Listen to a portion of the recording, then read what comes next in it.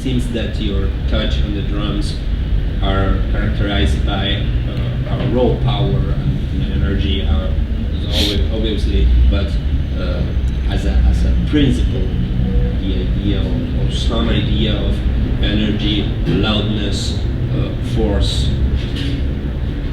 Can you tell us some of this point, or what is your ideas about this concern? My idea about that is that it's false. I do play with energy, and I do play with force.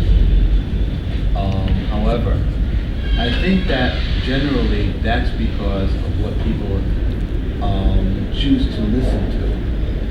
I think that on my recordings, I've played with brushes, with mallets, with very subtle nuances of percussion also. It just seems as if, I think in my role of trying to put the drums in the forefront, in terms of my compositions, in terms of the music generally that I play, people see that as almost, well, they see that as the forceful role. However, I think it's just me trying to express what the drums are for me. The drums inherently are a loud instrument when they're played. I think you'll find that out with a lot of drummers. When they're played in they play a very heavy role in the music. And to live up to that role, you have to play as if you know what you're doing. To live up to the role as a leader of a group, you have to play so that you know what you're doing and what the other people in your group are doing. So in my effort sometimes to express my ideas compositionally, or in terms of the energy that is being moved in the music, if I have to use a forceful method of doing that, that's the way I do it. But that's what the music demands of me.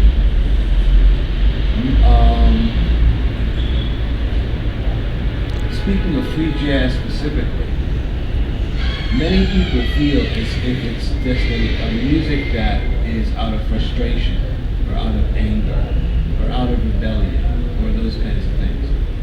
Free jazz is just an offshoot of what jazz has brought us up to.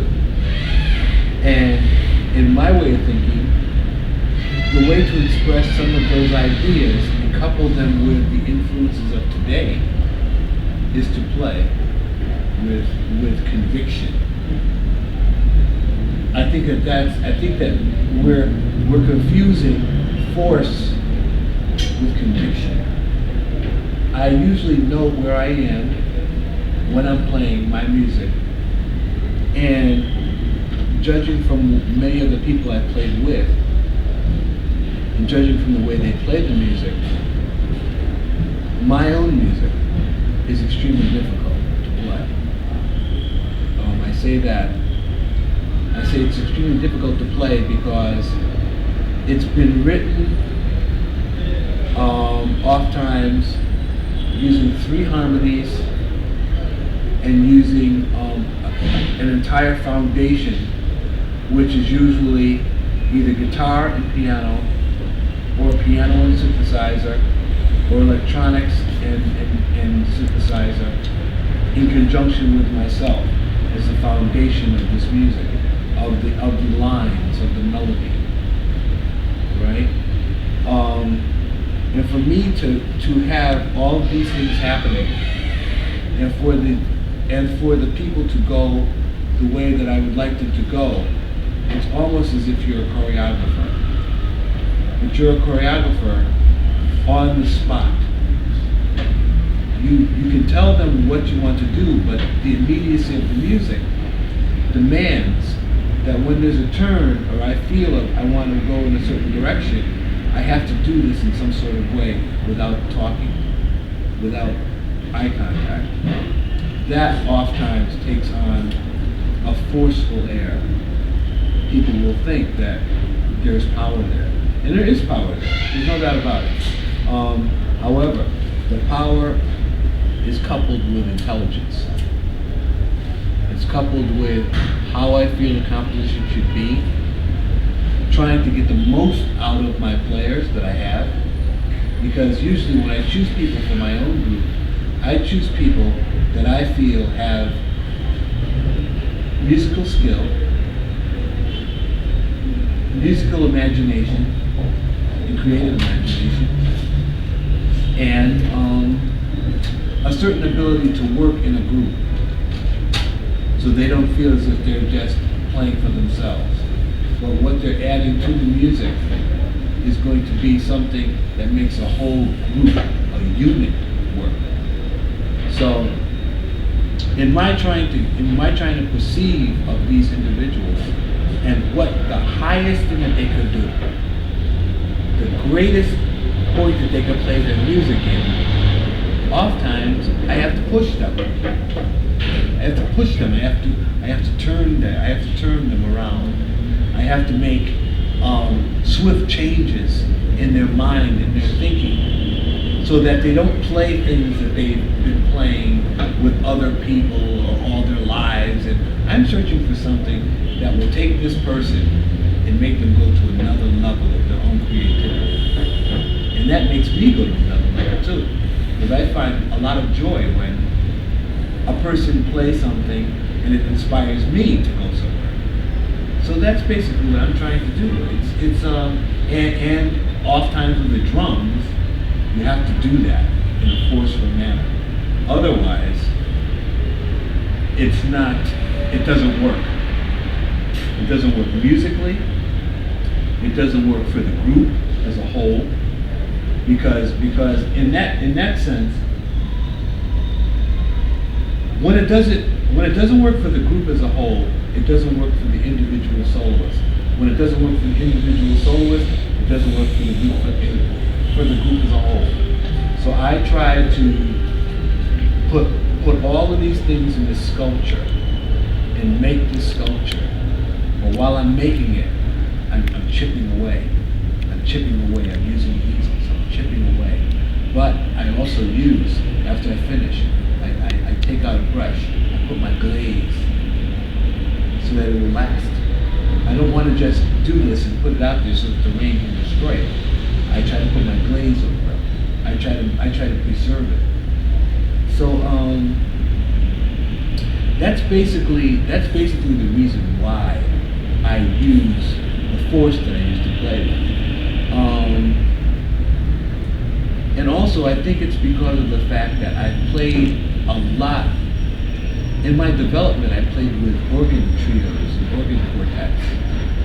Organ is the most powerful instrument that I've ever played with.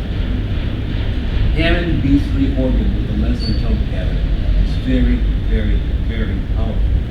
I mean, there's so much electricity. It's like a huge beast that you cannot tame.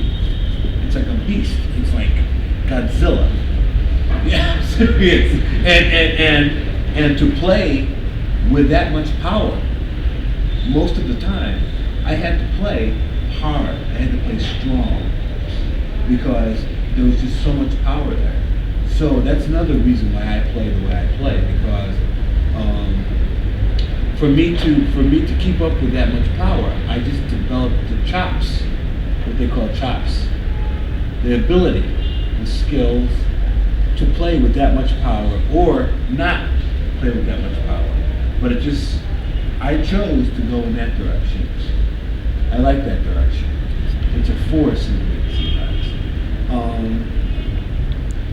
So I would just say to that question that I think that with a more in-depth listen, a person will begin to hear the mallets and the cymbals. They'll begin to hear the brushwork, and those kinds of things. Those are subtleties. But it just so happens that it takes sometimes a trained ear, a person that listens to a lot of music, to hear those things, as well as the power that's emitted drumsticks. So I would just hope that they would listen to the whole kit, and also hope that when they listen to an entire album of mine, they wouldn't just pull out this cut or that cut, because I usually don't make albums like that. I make albums that are conceptual in my idea. So I try to put something that's forceful with something that has subtle beauty, with something that's quirky, with something that's electrified. I try to use all these things in the whole album, but it just so happens that the attention span of most people is very short. To give a person 60 minutes and say, listen to it from the very beginning to the very end, sometimes it's very difficult. In the way that radios play music, they will pick a cut that they feel is something they can deal with, something they like, something that for them, this is what free jazz is about. This is what drumming is about. This is what William Hooker plays like. But then when a lot of people keep hearing that cut over and over and over and over, then they will think that that's what it is. When there may be 3 other cuts on the same album, but they just didn't have the opportunity to listen to it. So I'm just hoping that I can be open to what people are doing, as well as people being open to what I'm doing. And then I think we'll have more of a clarity of the forceful power issue, the power, that, you know what I'm saying. Yeah. We will have a clearer understanding of how to use power and why it's used. And in this context, in these settings, which manner interacts this power with some kind of organization. You have mentioned the idea of composition, writing music, perhaps. Yes. In which manner interacts some kind of control or organization or formal ideas with the power or the energy in the same performance or in the same setting. Exactly. I try to, when I write a piece, I usually write a piece for other people. I mean, I know I write it for myself too, but the way I write a lot of music, when I have my quintet, or I have my we just did a group with the sextet at the Texaco Jazz Festival. We used example. I used a sextet. That was a piano, 2 multi-reed players, both of them playing tenor, alto, baritone, and flute. Trumpet, creative dancer, and a film. So that was that performance. But when I did that performance, I always write my music so that I'm the freest person. I can do whatever I want to do. So they play the music that I've written, and I hand it to them, and they interpret it. But I have a broad palette of things I can work with. So either in that context or the context of a trio, be it electronics and guitar and drums, or context of duo. Usually duos are composed of myself and piano and myself and other guitarists. So far, what I've noticed is that this particular project has taken precedence in some circles. It's taken precedence because I think a lot of people really do like this, like combination, me and myself, and I think we play great together. But in other situations where I use people like Donald Miller of Orbital Magus, or I use Doug Walker of Alien Planetscapes, electronics person, or I use Brian Doherty of Massa Cement Plant, and these are groups in New York City that are known for industrial work. We have a scheme, we have a plan, and it's not as free as this one that we use. So I don't know. I think that basically I'm covering a lot of territory.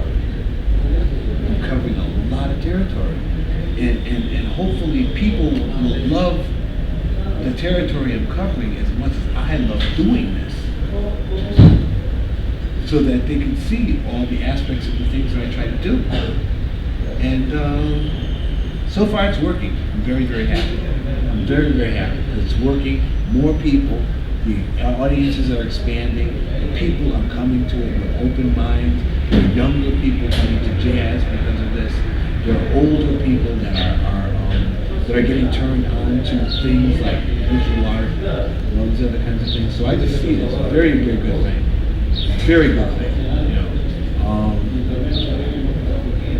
that's where I stand in that one.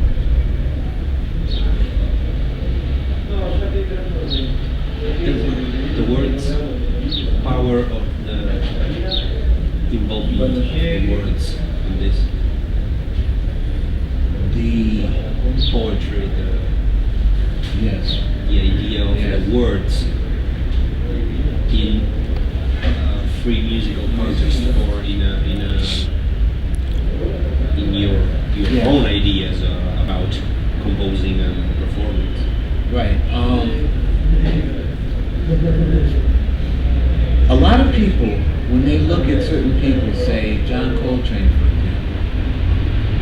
example, you'll notice that if there's a continuum of John Coltrane's work, they will go up to here. They'll open it up to here. They will not go here. It just so happens that they will never play pieces like Om, Part 1 and Part 2. Om is an example of a part of the Bhagavad Gita. You know, right said the Vedas ordained and which was taught by the scriptures, all these am I. This is when Krishna was teaching, getting Arjuna prepared for a battle. They will go up to Allah Supreme, and it's as far as it'll go. They will not play any further. It gets too freaky. So then you take pieces by people in the Art Ensemble of Chicago, for example. Joseph Jarman, As If It Were the Seasons. I don't know if you know of any of these records. Let's see, Baptism.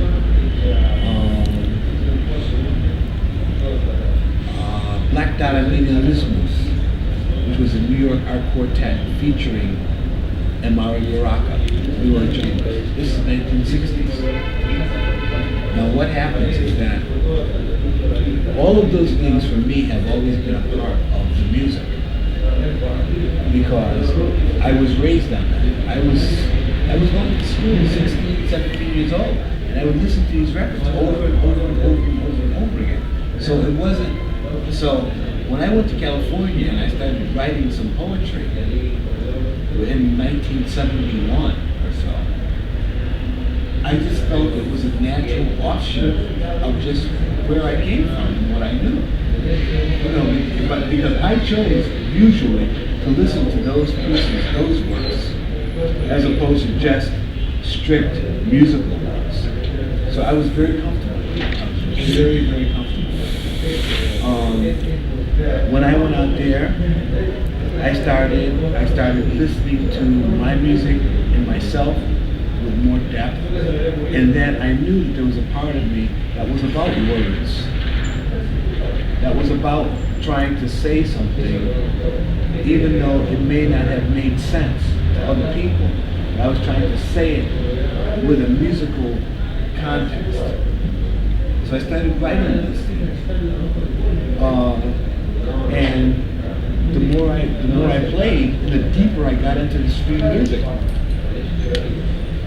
the more the words became appropriate. It wasn't crazy for me to think of this. It wasn't crazy. It was like it just fit in. Just out of just out of trying to make a performance expand, then I started thinking words. You know, it gives everybody a break from this just constant playing music.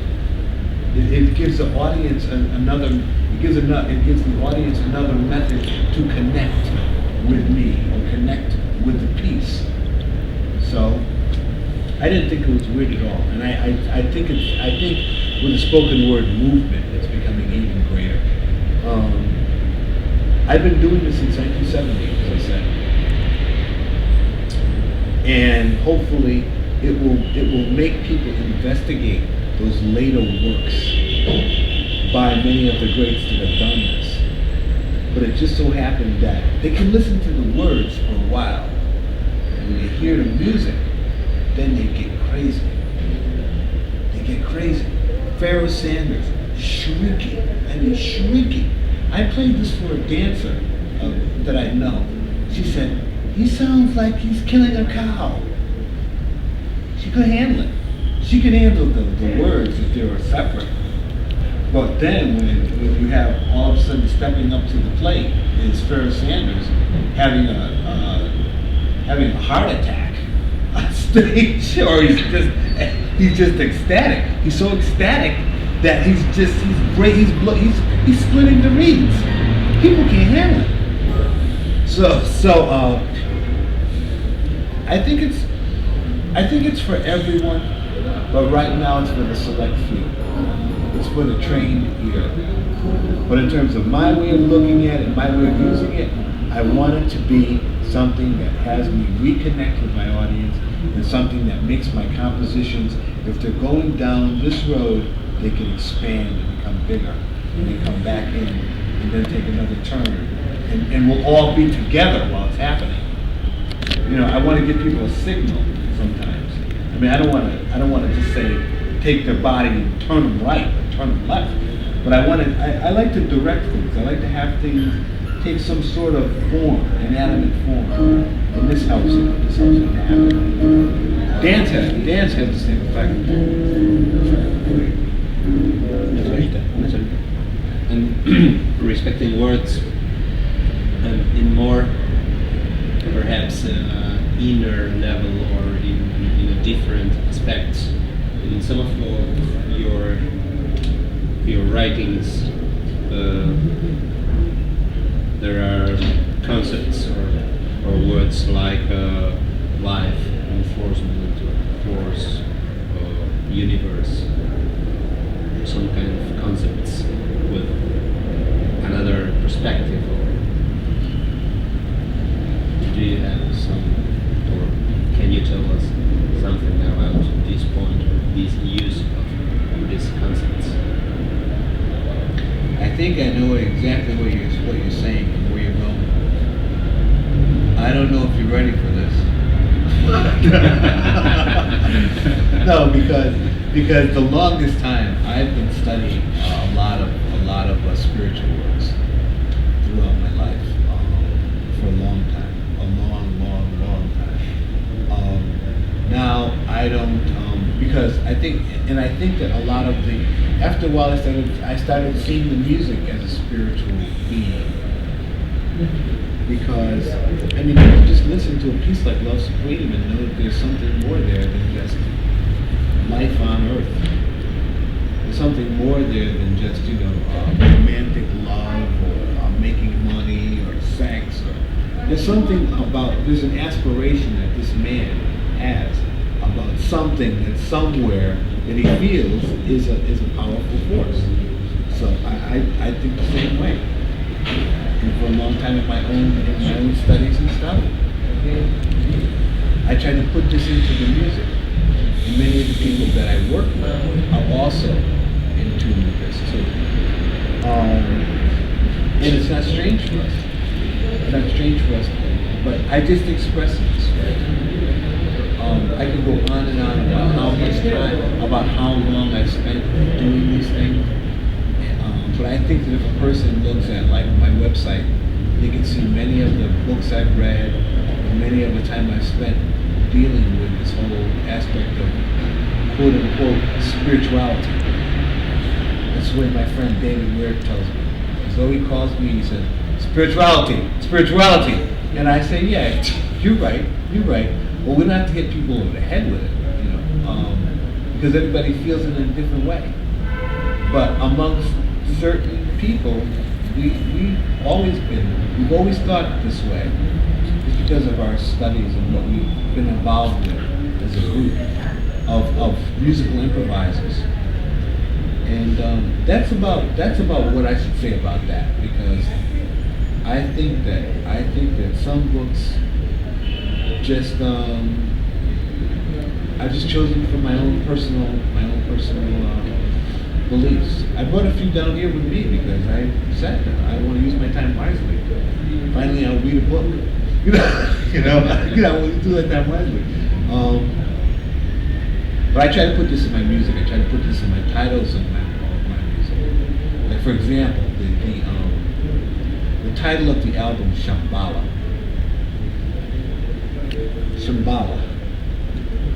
I'm glad now that some people, younger people, come up to me and they ask me, what is this? What does this mean? I'm glad they asked me that question. I don't have to tell them the answer, because I think that they go look for it themselves. They find the answer. The record, The Gift of Tongues. What's that about? French kiss? I don't think so. It's not bad. But they're asking these questions now, which to me is good. It's very good. My first album is Eternal Life. They're asking these questions, and they're starting to become open to these things. It's not as if, it's almost as if I just feel these things as concepts, and then I entitle these concepts because I'm reading other things, I'm studying other things. I'm in contact with a lot of different people that may have different thoughts about life in general, and I try to put those titles on many of my albums that I have. But the more and more, I keep searching because it's an inner search as well as an outer search. While I'm searching for ways for me to be able to do the music better, and improvisers who can play really heavy and they can hang out with me and play with me, I'm also searching for something within myself, my own soul. It's not just about improvisers. It's about my soul. Trying to, I'm born, I'm dead. What's up?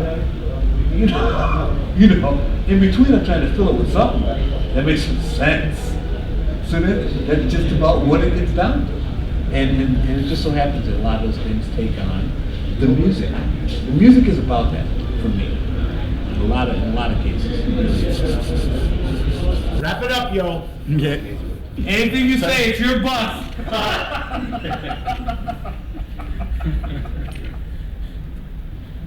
Wait, they don't have yours. Oh, let me say one more thing, Claudio. Get on the horn. Get on the horn. Let me say one more thing. Turn it on. One more thing. No, the main thing I want to express this. It's funny how time works. Many of these people I may never see them again. I may see them again, but I may never see them again. And the point I want them to know, sincerely, for me and those around me, in my family, in terms of the people that now know that Buenos Aires is new territory to be explored for this music. They thank you for having me come here as a representative of this music. They really are thankful. I'm really serious. And that's a very, very powerful thing. You've done a great thing. Keep doing a great thing. Because there are people out there that are interested in what you're doing and they care about what you're doing. And you may not even know who they are. They travel with me. They're in my circle. But they know now you people are interested and you're interesting. That's the point. Keep doing it, bro. That's the thing. Really. That's the thing. That's really serious.